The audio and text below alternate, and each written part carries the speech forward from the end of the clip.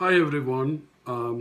Today is January 14th, and I'm going to read back for January 9th. And this I will end all the catch up and I'll be done. So for the Old Testament reading, I'm going to read from Genesis 20 to 22. And Abraham journeyed from there to the south and dwelt between Kadesh and Shur, and stayed in Gerar. Now Abraham said of Sarah, his wife, "She is my sister." And Abimelech, king of Gerar, sent and took Sarah. But God came to Abimelech in a dream by night and said to him, "Indeed, you are a dead man because of the woman whom you have taken, for she is a man's wife." But Abimelech had not come near her, and he said, "Lord, will you slay a righteous nation also? Did he not say to me, 'She is my sister'?" And she herself said, "She is my brother. In the integrity of my heart and innocence of my hands, I have done this." And God said to him in a dream, "Yes, I know that you did this in the integrity of your heart, for I also withheld you from sinning against me. Therefore I did not let you touch her. Now therefore restore the man's wife, for he is a prophet, and he will pray for you, and you shall live. But if you do not restore her, know that you shall surely die, and you and all who are yours." So Abimelech rose early in the morning, called all his servants, and told all these things in their hearing, and the men were very much afraid. And Abimelech called Abraham and said to him, "What have you done to us? How have I offended you, that you have brought on me and on my kingdom a great sin? You have done deeds to me that ought not to be done." Then Abimelech said to Abraham, "What did you have in view that you have done this thing?" And Abraham said, "Because I thought, surely the fear of God is not in this place, and they will kill me on account of my wife. But indeed, she is truly my sister. She is the daughter of my father, but not the daughter of my mother. And she, because my wife, and it came to pass when God caused me to wander from my father's house, that I said to her, 'This is your kindness that you should do for me. In every place, wherever we go, say of me, he is my brother.' Then Abimelech took sheep, oxen, and male and female servants, and gave them to Abraham, and restored Sarah, his wife, to him. And Abimelech said, 'See, my land is before you. Dwell where it pleases you.' Then Sarah, he said, 'Behold, I have given your brother 1,000 pieces of silver. Indeed, this vindicates you before all who are with you and before everybody.' Thus she was rebuked. So Abraham prayed to God, and God healed Abimelech, his wife, and his female servants. Then they bore children, for the Lord had closed up all the wombs of the house of Abimelech because of Sarah, Abraham's wife. Chapter 21. And the Lord visited Sarah as he had said, and the Lord did for Sarah as he had spoken.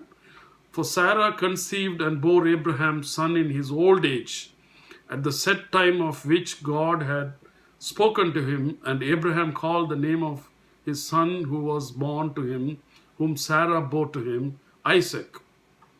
Then Abraham circumcised his son Isaac when he was 8 days old, as God had commanded him. Now Abraham was 100 years old when his son Isaac was born to him. And Sarah said, "God has made me laugh, and all who hear will laugh with me." He also said, "Who would have said to Abraham that Sarah would nurse children? For I have borne him a son in his old age." So the child grew and was weaned, and Abraham made a great feast on the same day that Isaac was weaned. And Sarah saw the son of Hagar, the Egyptian, whom she had borne to Abraham, scoffing. Therefore she said to Abraham, "Cast out this bondwoman and her son, for the son of this bondwoman shall not be heir with my son, namely with Isaac." And the matter was very displeasing in Abraham's sight because of his son. But God said to Abraham, "Do not let it be displeasing in your sight because of the lad or because of your bondwoman. Whatever Sarah has said to you, listen to her voice, for in Isaac your seed shall be called. Yet I will also make a nation of the son of the bondwoman, because he is your seed." So Abraham rose early in the morning and took bread and a skin of water, and putting it on her shoulder, he gave it and the boy to Hagar and sent her away. Then she departed and wandered in the wilderness of Beersheba, and the water in the skin was used up, and she placed the boy under one of the shrubs. Then she went and sat down across from him at a distance of about a bow shot, for she said to herself, "Let me not see the death of the boy." So she sat opposite him and lifted her voice and wept. And God heard the voice of the lad. Then the angel of the God called to Hagar out of heaven and said to her, "What ails you, Hagar? Fear not, for God has heard the voice of the lad where he is. Arise, lift up the lad and hold him with your hand, for I will make him a great nation." Then God opened her eyes, and she saw a well of water. And she went and filled the skin with water and gave the lad a drink. So God was with the lad, and grew and dwelt in the wilderness, and became an Archer. He dwelt in the wilderness of Paran, and his mother took a wife for him from the land of Egypt. And it came to pass that at the time that Abimelech and Phicol, the commander of his army, spoke to Abraham, saying, "God is with you in all that you do. Now therefore swear to me by God that you will not deal falsely with me, with my offspring, or with my posterity, but that according to the kindness that I have done to you, you will do to me and to the land in which you have dealt." And Abraham said, "I will swear." Then Abraham rebuked Abimelech because of a well of water which Abimelech's servants had seized. And Abimelech said, "I do not know who has done this. You did not tell me, nor had I heard of it until today." So Abraham took sheep and oxen and gave them to Abimelech, and the two of them made a covenant. And Abraham set 7 ewe lambs of the flocks by themselves. Then Abimelech asked Abraham, "What is the meaning of these 7 ewe lambs which you have set by themselves?" And he said, "You will take these 7 ewe lambs from my hand, that they may be my witness that I have dug this well." Therefore he called that place Beersheba, because the two of them swore an oath there. Thus they made a covenant at Beersheba. So Abimelech rose with Phicol, the commander of his army, and they returned to the land of the Philistines. Then Abraham planted a tamarisk tree in Beersheba, and there called on the name of the Lord, the everlasting God. And Abraham stayed in the land of the Philistines many days. Chapter 22. Now it came to pass after these things that God tested Abraham and said to him, "Abraham." And he said, "Here I am." Then he said, "Take now your son, your only son Isaac, whom you love, and go to the land of Moriah and offer him there as a burnt offering on one of the mountains of which I shall tell you." So Abraham rose early in the morning and saddled his donkey and took 2 of his young men with him, and Isaac his son, and he split the wood for the burnt offering, and arose and went to the place of which God had told him. Then on the 3rd day Abraham lifted his eyes and saw the place afar off. And Abraham said to his young men, "Stay here with the donkey, the lad, and I will go yonder and worship, and we will come back to you." So Abraham took the wood of the burnt offering and laid it, and Isaac his son, And he took the fire in his hand and a knife, and two of them went together. But Isaac spoke to Abraham, his father, and said, My father. And he said, Here I am, my son. Then he said, Look, the fire and the wood, but there is the lamp for but where is the lamp for a burnt offering? And Abraham said, My son, God will provide for himself the lamb for a burnt offering. So the two of them went together. Then they came to the place of which God had told him, and Abraham built an altar there and placed the wood in order, and he bound Isaac his son and laid him on the altar upon the wood. And Abraham stretched out his hand and took the knife to slay his son.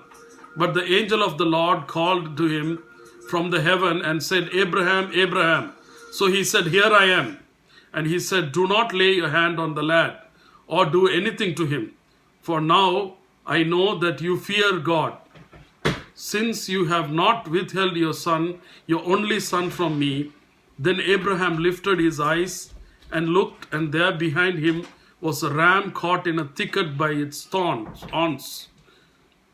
So Abraham went and took the ram and offered it up from a burnt offering instead of his son. And Abraham called the name of the place, The Lord will provide, as it is said to this day, In the mount of the Lord it shall be provided. Then the angel of the Lord called Abraham a second time out of heaven and said, By myself I have sworn, says the Lord, because you have done this thing and have not withheld your son, your only son, blessings I will bless you, and multiplying I will multiply your descendants as the stars of the heaven and as the sand which is on the seashore. And your descendants shall possess the gate of their enemies. In your seed all the nations of the earth shall be blessed, because you have obeyed my voice. So Abraham returned to his young men, and they rose and went together to Beersheba, and Abraham dwelt at Beersheba. Now it came to pass after these things that it was told Abraham, saying, Indeed, Micah also has borne children to your brother Nahor. Hus his firstborn, Bus his brother, Kemuel the father of Aram, Chesed, Hazo, Fidash, Jidlash, and Bethuel. And Bethuel begot Rebekah. These 8 Milcah bore to heaven. Nahor, Abraham's brother, his concubine, whose name was Reumah, also bore Teba, Gaham, Tahash, and Maacah. The New Testament reading is from Matthew 7:15 to 29. Beware of false prophets who come to you in sheep's clothing, but inwardly they are ravenous wolves. You will know them by their fruits. Do men gather grapes from thorn bushes or fig from thistles? Even so, every good tree bears good fruit, but a bad tree bears bad fruit. A good tree cannot bear bad fruit, nor can a bad tree bear good fruit. Every tree that does not bear good fruit is cut down and thrown into the fire. Therefore, by their fruits you will know them. Not everyone who says to me, Lord, Lord, shall enter the kingdom of heaven, but he who does the will of my Father in heaven. Many will say to me in that day, Lord, Lord, have we not prophesied in your name, cast out demons in your name, and done many wonders in your name? And then I will declare to them, I never knew you. Depart from me, you who practice lawlessness.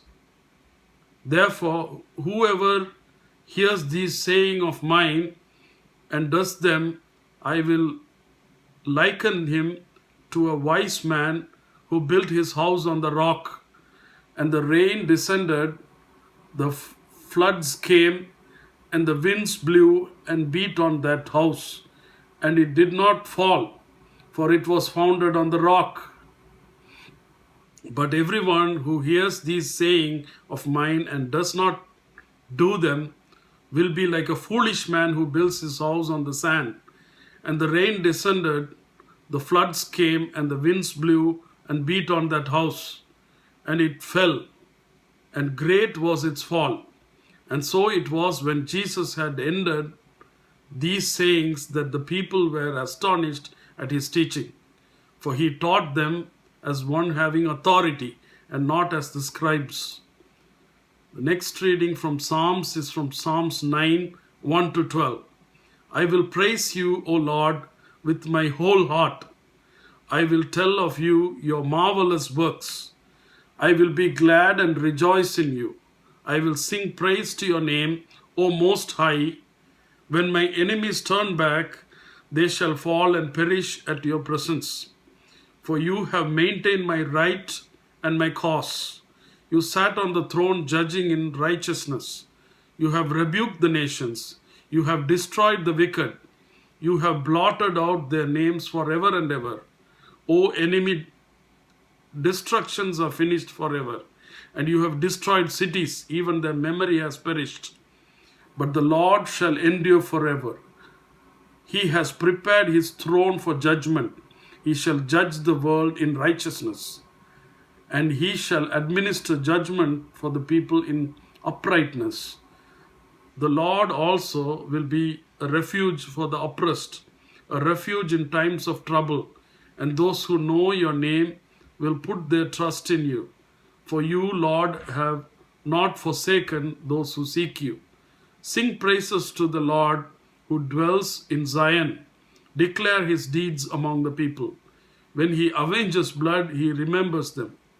He does not forget the cry of the humble. And the next reading from Proverbs is taken from Proverbs 2, 16 to 22. To deliver you from the immoral woman, from the seductress